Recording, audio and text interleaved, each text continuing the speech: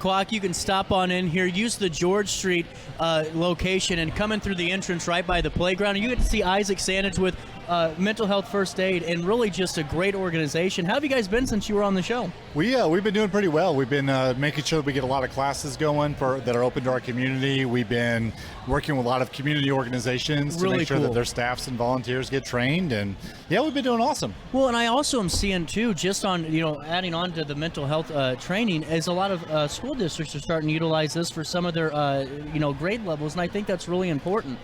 Yeah, we know that the East Alton Wood River School District was really doing and pushing for a teen mental health first aid program, and have done a number of teen classes over there. That's fantastic, teaching those adolescents. Well, and now how can we reach out to you and say, hey, we would really want to take this course, we really want to utilize you guys, because you have a lot to offer when it comes to these courses. Yeah, we have a lot of open to the community courses that are on our website at mhfaillinois.org. They can also email us at info@mhfaillinois.org as well. If organizations want a specific course, we're happy to work with them and kind of talk through what that might look like. Well, and now whenever someone's wanting to take a course, maybe a group course, how long does it take to prepare something like that in case they're looking to do something for like a quarterly thing or something for their team? Yeah, generally speaking, we like a little bit of a lead time depending on the type of course that we're doing.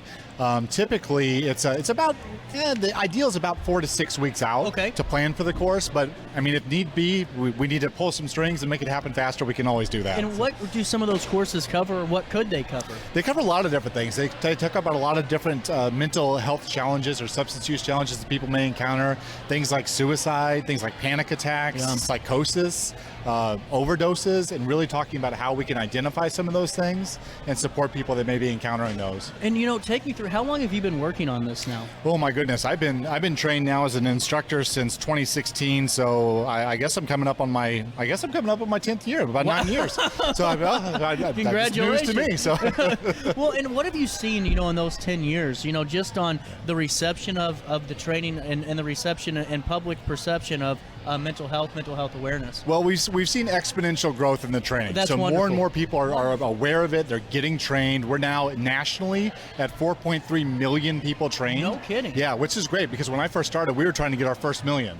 So we're growing pretty fast now. That's pretty awesome. But overall, mental health awareness, I'm excited. I'm seeing that it's a daily conversation. People are having conversations about it. They're talking about it. They're talking about resources. Mm-hmm. So I'm hopeful. I'm looking forward to the future and whatever comes up in these next few years. Well, and how many different resource fairs or how many different events like this are you guys a part of throughout the year to get the word out? Yeah, we try to go to as many as we can. We go all over the state. We were down in Marion, Illinois a couple weeks ago for a fair, a conference down there. We do a lot here in the RiverBend area. Anytime we have an opportunity and there's these things going on, we're going to be at Rockin' for Recovery. Another great event. We're going to be talked about it. Yeah, we're going to be at the NAMI walk that's going on. We're just talking about that too. So we're going to try to be there to get folks access to those trainings. So, and have the conversations become easier for the folks coming up? Because I know for you're having these all the time, but I'm sure for somebody that's maybe new to this or new to maybe talking about this, it could be difficult. Have they become easier? I think so. Usually what happens is people come up to us like, mental health first aid, what's that? I need that, or I know somebody that does. And so it's usually it's a fun kind of way to start the conversation, and we get to chatting about what it is. Usually people aren't real aware, so we're like, have you ever heard of CPR? It's like that for mental health. So well, and now what do you hope folks gather when they come and speak with you at these types of events, or even today if they stop through before 4 o'clock? Well, my hope is that people are just aware that folks care. Right? That there's resources out there. There's not that stigma for seeking help when you may need it. Just like we wouldn't shame somebody for going to a doctor for a broken leg. If you're having a rough day, if you're having a rough time, go see somebody about it. So that's really our basic hope. 1,000%. And you were saying you partnered up with some organizations recently. What are some of the organizations you have the chance to partner up with? Yeah, we have a big sponsorship program now to open up courses for people in the community. We're working with Amari. Amari is one of our big sponsors. The overnight warming locations are a big sponsor for ours as well. We're working with the Edwardsville Library right now, Hainer Library.